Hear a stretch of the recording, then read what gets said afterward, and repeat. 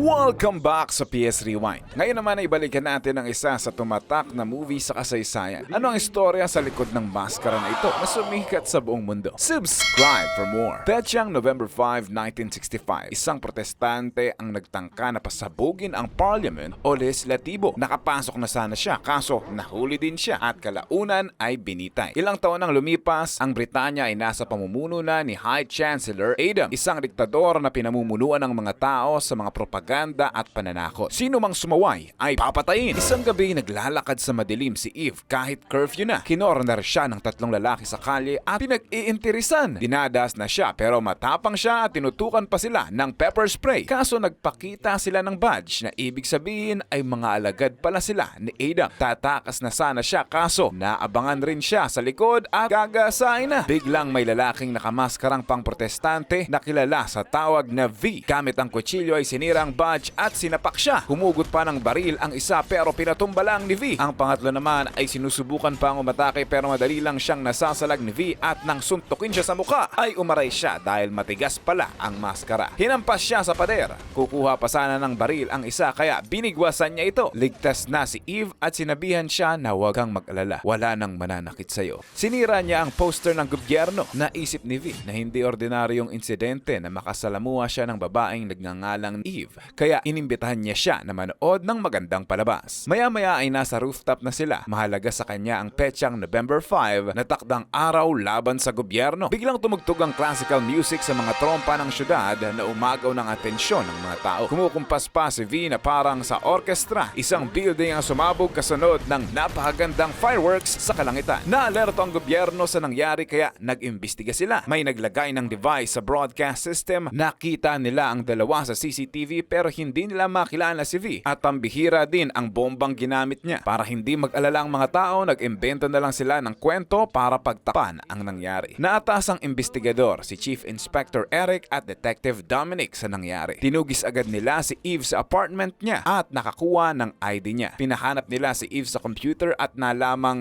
galing pala siya sa pamilyang aktivista at siya na lang ang natitirang buhay. Pinalita na ang pagsabog at pinalabas ng gobyerno na emergency demolition daw ang nangyari. Kaya sinugod sila ni V at nagdala ng sangkatutak na bomba at hinarang pa ito sa pinto para makapasok siya sa broadcast studio. Naalerto agad ang lahat at nag-evacuate sa building. Umakto ang mga pulis kasama sina Eric. Hinahabol nila si Eve pero natatabunan sila ng mga tao kaya nakatago pa siya. Maya-maya lang ay nag-broadcast na si V sa emergency channel ng bansa kung saan niya nilabas lahat ng baho ng gobyerno. Kung paano nilang kinokontrol ang mga tao sa mga balita, CCTV, pananakot at kawalan ng kalayaan. Hinihikayat niya ang lahat ng tao sa bansa at sinasabing minamanipula lang sila ni Adam. Binunyag din niyang siya ang may kagagawa ng pagsabog sa building para ipaalala sa mga tao ang unang pagkilos laban sa gobyerno noong November 5 at hinihikayat ang lahat na samahan ulit siya sa susunod na taon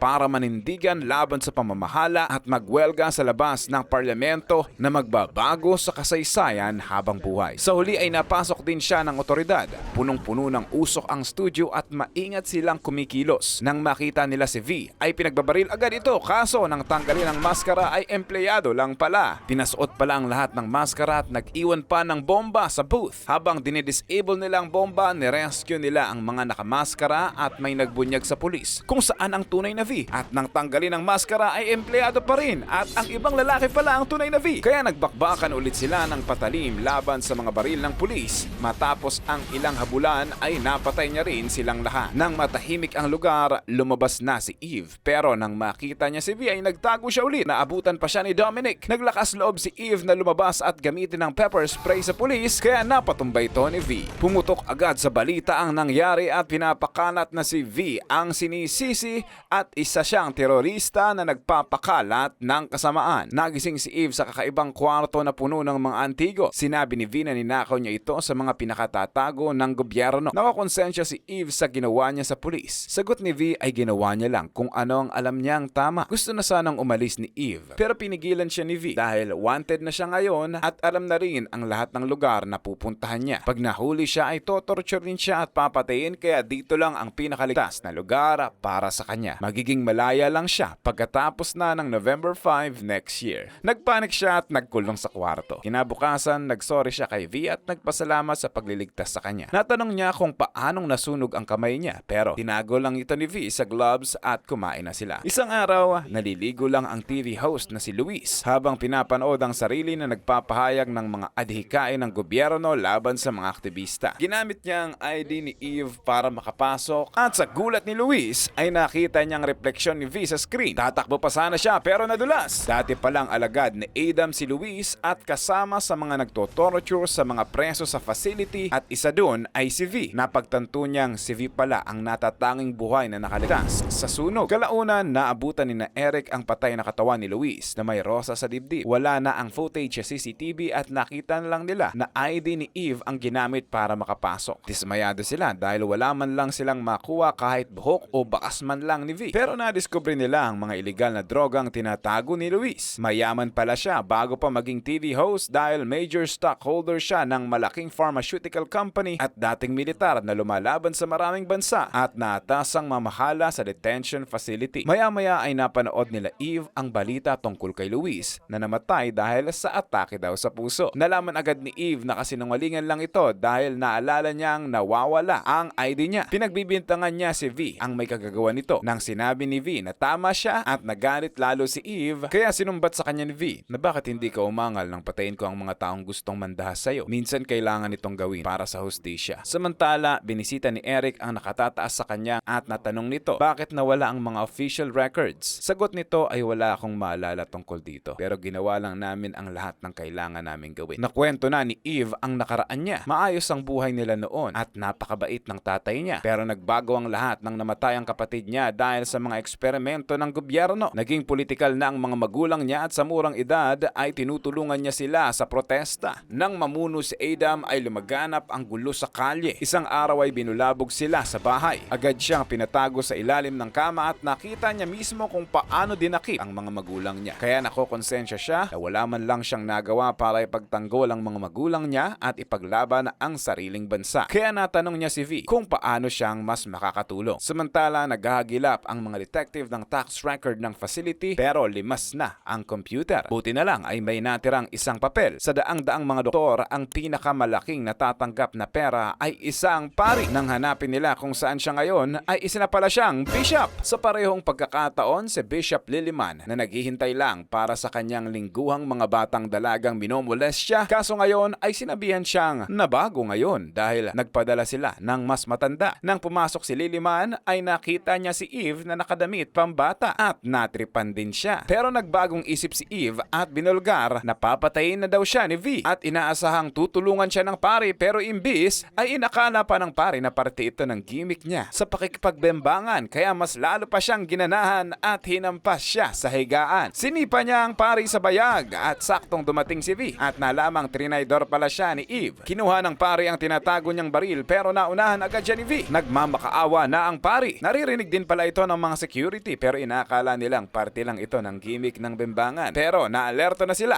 nang sinabi ng pari na ayaw ko pang mamatay. Kalaunan ay dumating na ulit ang mga detective at naabutang may rosas na rin sa dibdib si Liliman. Kaso sa ngayon ay kinuha na sa kanilang investigasyon at sinabing head of secret police na ang bahala dito na si Creddy dahil maraming importanteng tao na ang biktima. Naniniwala ang pamamahala ni Adam na may traidor na nagtitimbre sa mga terorista ng mga impormasyon at isa pa nga sina Eric sa mga sospek. Samantala si Eve naman ay pumunta sa kaibigan niyang si Gordon na pumayag na itago muna siya. Ayaw man niyang madamay si Gordon dahil sa kanya pero tinago na rin siya nito sa sikretong kwarto niya na puno ng mga bawal na art collection na binaban ng gobyerno tulad ng painting ni Adam na mukhang babae at ang mga nakahubad na lalaki. Bakla pala siya at nagpapanggap lang na lalaki para hindi patayin ng gobyerno. Kinabukasan lumabas sa autopsy na namatay si Liliman at Lewis sa parehong laso na makukuha sa pambihirang bulaklak. Lahat ng mga staff sa detention center ay napatay na ni V maliban sa isang doktor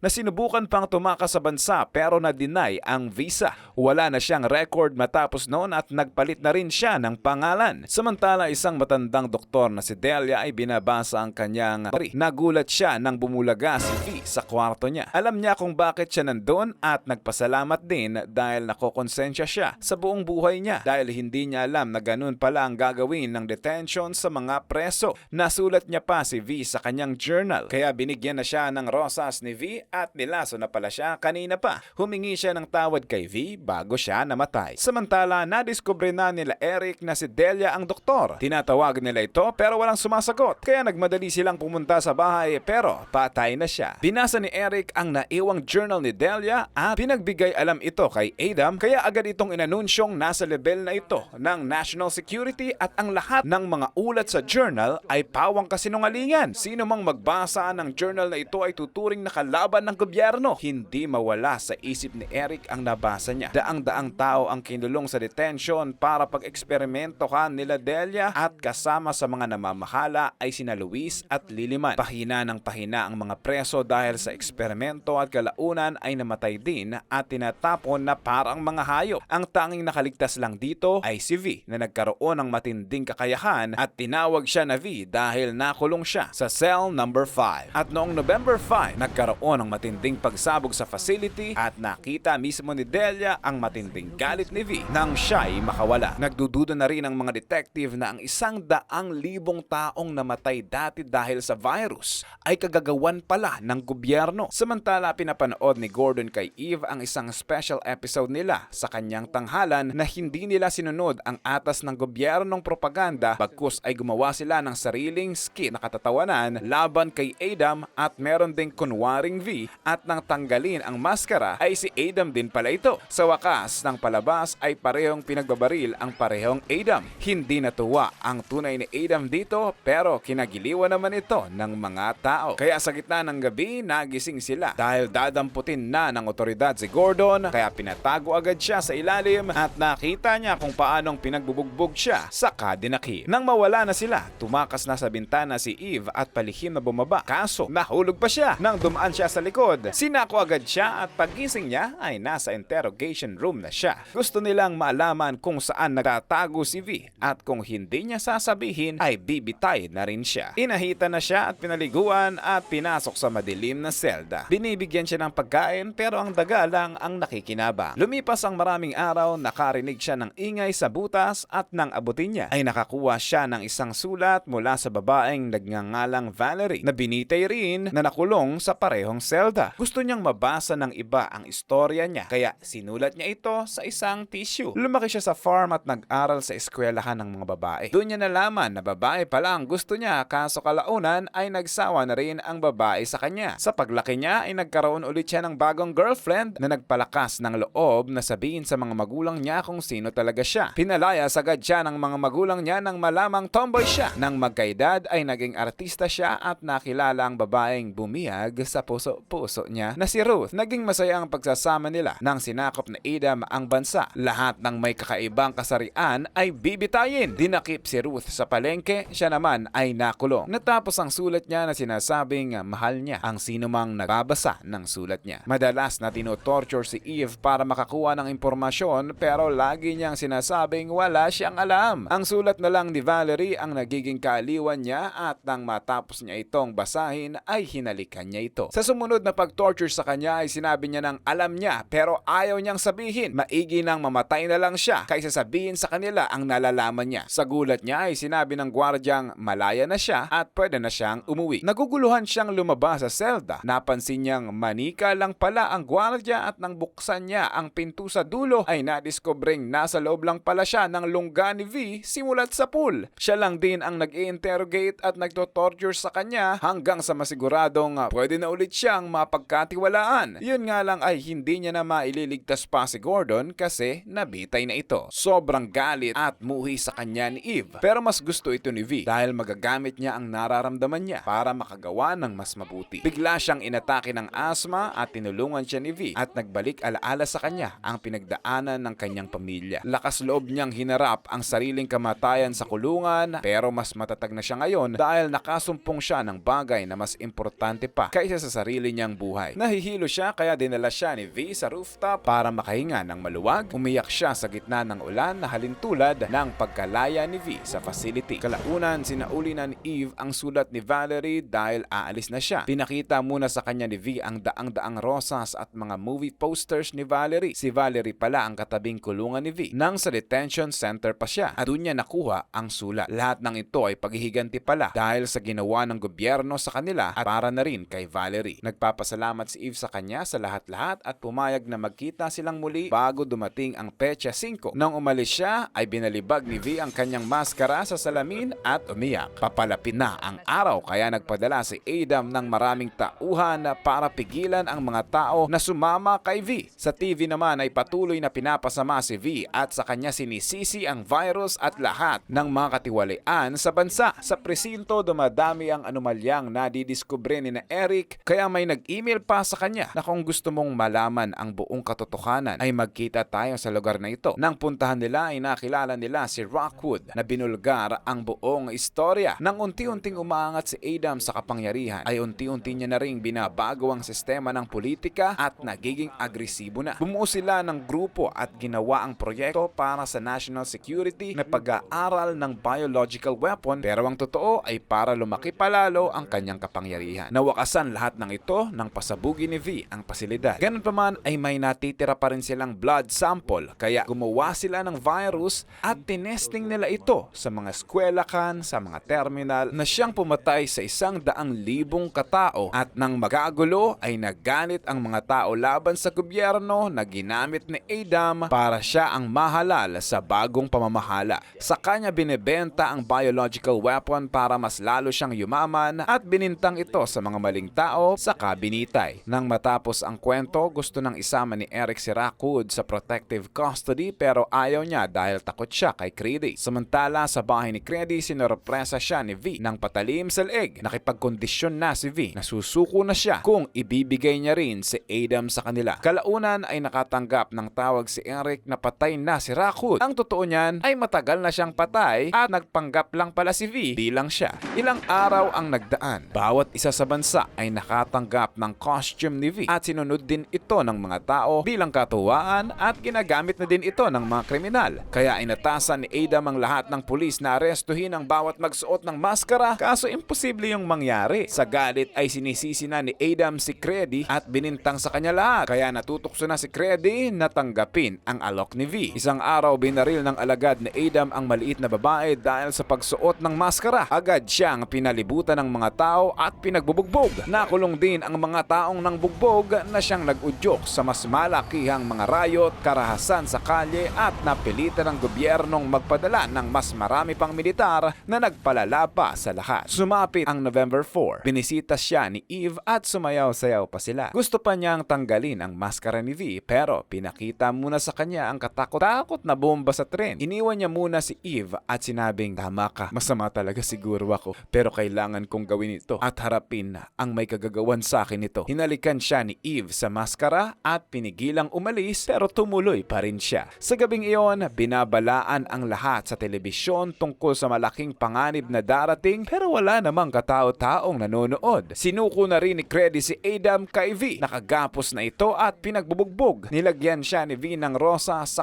binaril ni Creedy sa ulo. Inutos niya kay V na tanggalin na ang maskara niya pero ayaw nito. Nang lapitan siya ng mga tauhan ay pinaslang niya agad ang mga ito. Pinaputukan siya tumanggap ng napakaraming bala pero buhay pa rin siya. Pinagpapatay niya silang lahat bago pa sila makapagpalit ng magazine. Naubos ang mga tauhan niya at si Creedy na lang ang natira at pinagbabaril pa siya. Sinabi ni V na, "Hindi ako tao, isa akong ideya at ang ideya ay hindi tinatabla ng bala." Sa kanya binali ang liig ni Creedy. Tinanggal niya na ang panangga at sugatan pala talaga siya. Bumalik na siya sa tren at sinabi kay Eve na, "Mahal kita." Saka namatay sa kandungan niya. Grabing iyak ni Eve. Sa parlamento nakaposisyon na ang mga sundalo para protektahan ang gusali. Libu-libong sibilyan ang nakasuot ng maskara at hindi na alam ng mga sundalo ang gagawin nila dahil walang sumasagot sa mga superior nila. Kaya binaba na lang nila ang mga armas at dinumog sila ng mga tao. Si Eve naman ay sinakay na ang katawan ni V at nilagyan ng mga bulaklak. Pipigilan pa sana siya ni Eric pero sabi niya, "Tama si V,